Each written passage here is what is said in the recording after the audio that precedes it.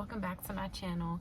I'm in a different setup today. I'm actually in the car sitting outside waiting for my hair appointment to begin because I'm about to get my hair done, get these ends trimmed, get a nice little blowout. But I seen this comment under one of my videos asking, first of all, how I balance everything, like being a mom, working, furthering my education, which if you guys watched my last video, I'm no longer doing for right now.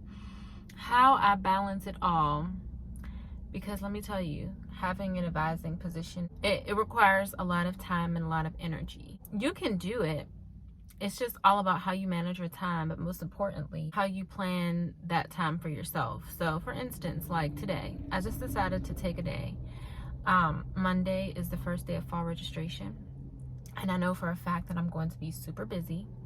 And we've actually been preparing for this day by having pre-registration appointments with students. Like for the past 2 weeks, my schedule has been booked. Like I cannot think of a day where I did not have just one appointment.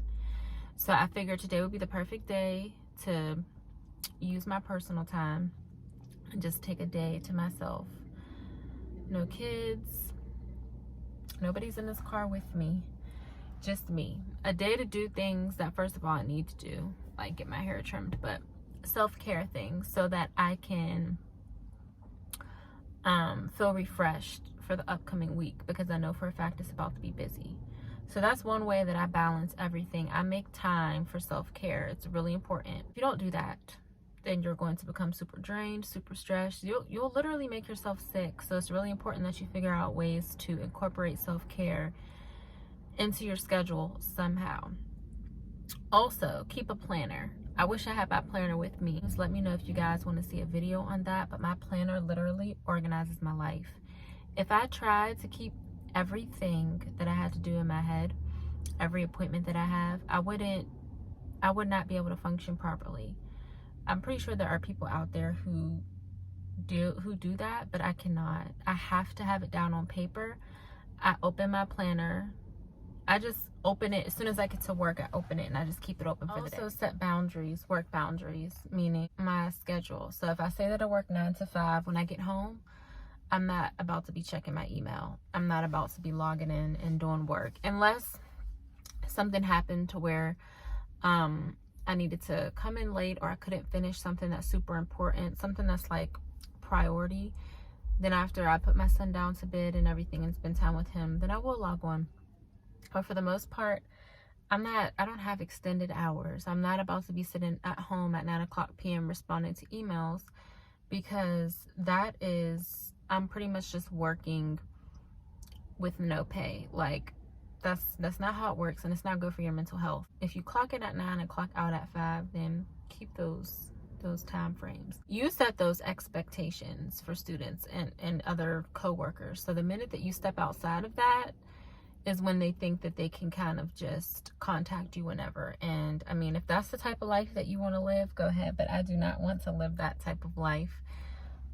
It's not going to work for me. And lastly, have grace with yourself. Be kind to yourself. And I mean this is something that I had to work on myself. Realize that you're human. It's normal to have emotions. It's normal to feel overwhelmed and feel like maybe figure out what works for you. So if you have a solidified plan and you have to make changes to it to make sure that you're comfortable, do that. Because at the end of the day, your mental health, your work-life balance, your overall just health in general, emotional well-being, physical, just everything is it's priority. It's over top of a job. If you want to, I don't know your situation, but it sounds to me that you're asking, how I balance it. So maybe you're in the same situation. You need to be here for your kids.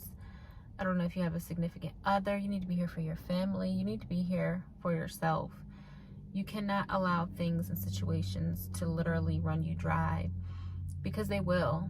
And people, I don't think that they have bad intentions, but if you let them, they will. If you let them overstep their boundaries, they will. If you let them contact you after hours at work, they will drain you.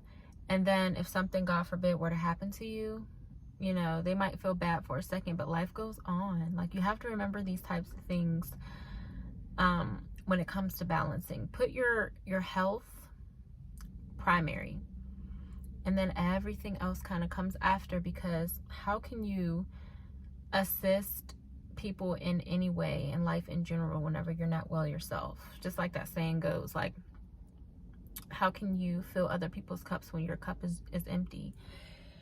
And I'm speaking from experience, I promise. But I hope that answered your question. That's how I balance everything, because not only am I an academic advisor, but I'm also a wife, I'm a mother, I'm a sister, I'm an auntie, I'm a daughter, I'm a cousin. Like, I wear all these hats. I have all these different roles. In order for me to do so, I've had to find ways to balance things in my life in a healthy way, to where I'm not ultimately just like drained. So if you have any other questions, please let me know. I just love these conversations that we're having, you guys. I just love these conversations. But I will see you guys in my next video. Bye.